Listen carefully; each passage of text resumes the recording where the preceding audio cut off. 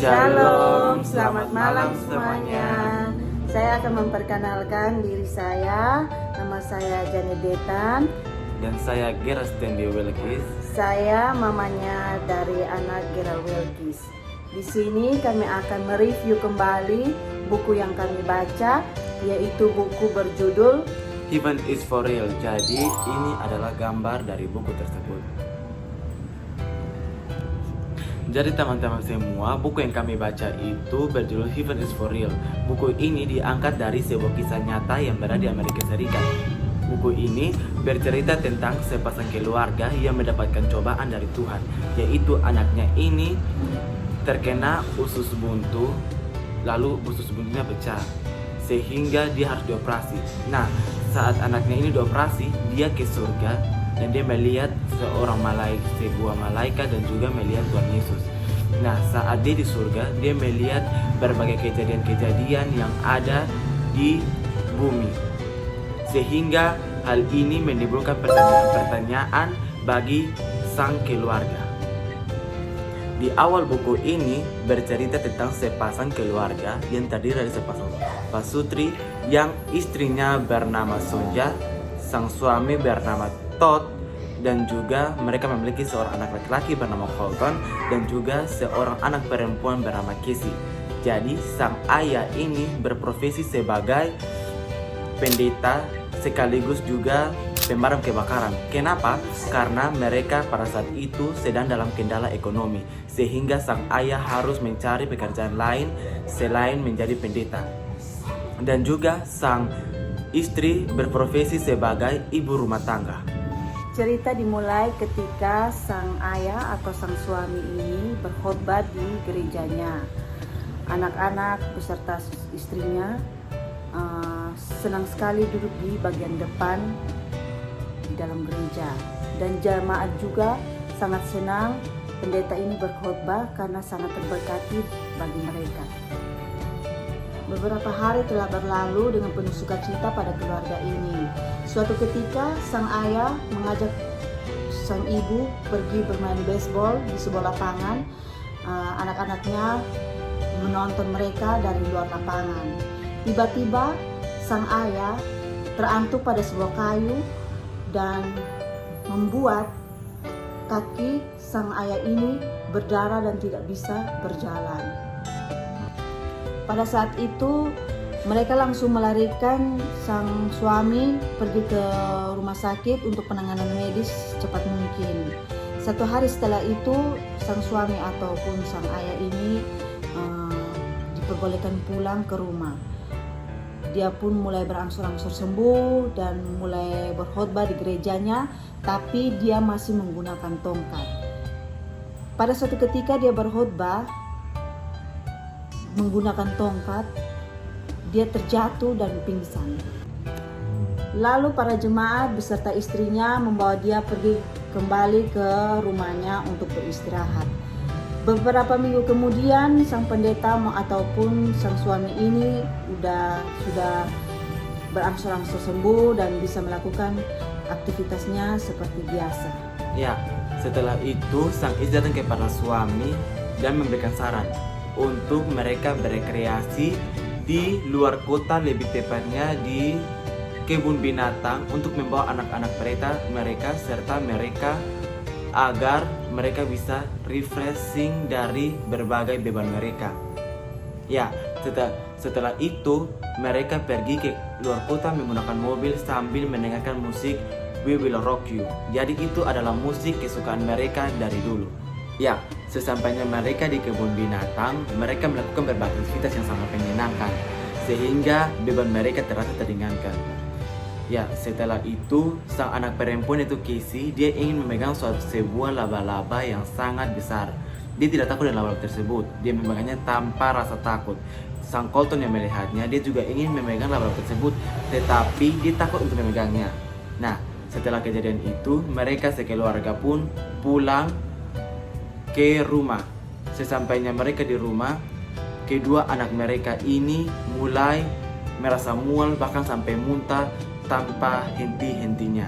Hal ini membuat sang ayah dan ibu sangat khawatir akan kedua anak mereka. mereka memberikan obat kepada kedua anaknya untuk mereka minum. Nah, beberapa waktu telah berlalu, sang anak perempuan itu Casey sudah mulai mendingan dari sakitnya. Namun sang Colton ini mulai tambah sakit, bukannya tambah reda sakitnya, tapi dia mulai tambah sakit, sehingga membuat sang ayah dan ibu mulai merasa sangat khawatir sekali, sehingga mereka membawa sang Colton ini ke rumah sakit untuk diperiksa oleh dokter. Ternyata dokter berkata bahwa sang Colton ini mengidap penyakit usus buntu, dan ternyata usus buntunya sudah pecah setelah mereka pulang dari kebun binatang. Anak ini pun berkata kepada kedua orang tuanya kalau dia ingin sekali pergi kembali ke kebun binatang untuk memegang laba-laba tersebut. Beberapa waktu pun berlalu, anak ini sudah dibawa kembali ke rumah dan orang tua ini membawa anak ini ke kebun binatang. Di sana dia pergi pegang laba-laba yang dia ingin sekali pegang laba-laba tersebut. Anak ini memegang laba-laba itu tanpa rasa takut. Ya, ketika sedang bermain ayunan, anaknya ini bercerita kepada ayahnya kalau ketika dia dioperasi, dia berada di atas plafon. Kayak jiwanya itu berada di atas plafon, dan dia melihat dirinya sedang dioperasi, dan dia juga melihat ibunya menelpon berbagai keluarga dan teman untuk mendoakan anaknya, dan itu juga dia melihat ayahnya berteriak nama Tuhan dan menyalahkan Tuhan atas perkara yang telah terjadi. Sang ayah mendengar perkataan dari anak ini, merasa heran dan bingung, tapi ayahnya ini tidak percaya akan perkataan anak itu. Ya, setelah mendengar cerita dari anaknya ini, mereka pun kembali pulang ke rumah. Sesampainya di rumah, anaknya ini mulai bertingkah sangat aneh. Dia menceritakan berbagai peristiwa yang sangat aneh ketika dia dioperasi.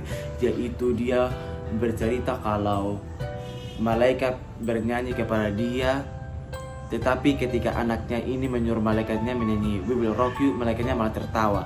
Nah, saat itu juga tiba-tiba tuh kayak sosok atau rupa dari Tuhan Yesus ini datang kepada anaknya dan merangkul tangannya dan membawa pergi. Di saat itulah anaknya ini mulai sadar. Jadi ini adalah kata dari sang Colton. Sang ayah mendengar cerita sang anak ini, dia merasa kayak ragu-raguan.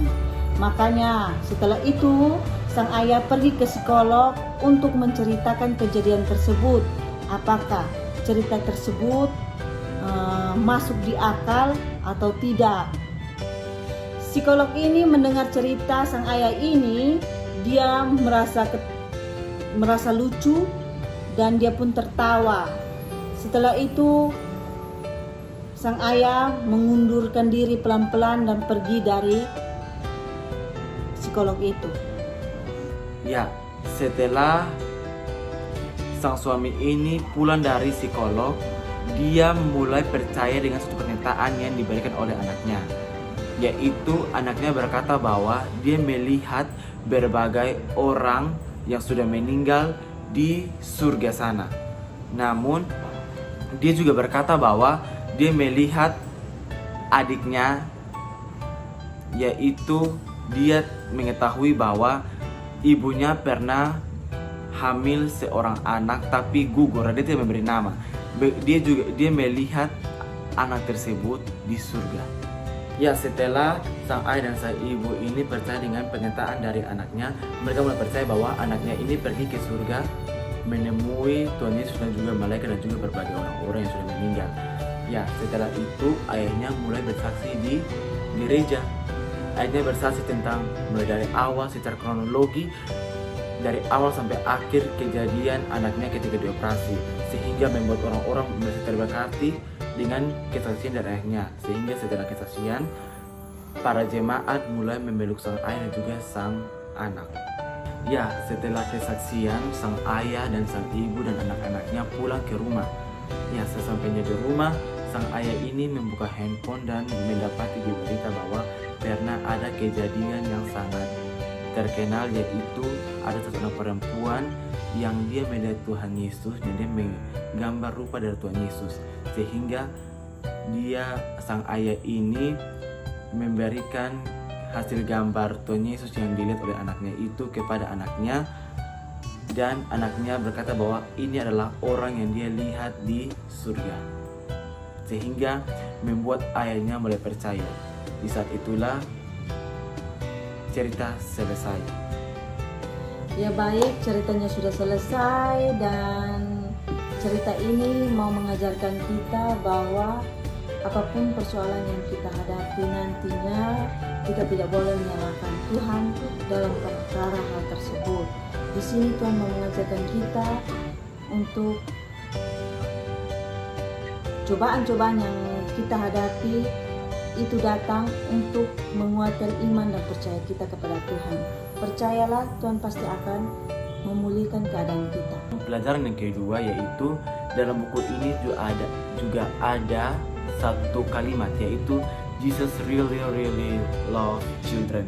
Jadi artinya Tuhan Yesus itu sangat mencintai anak-anak seperti kita.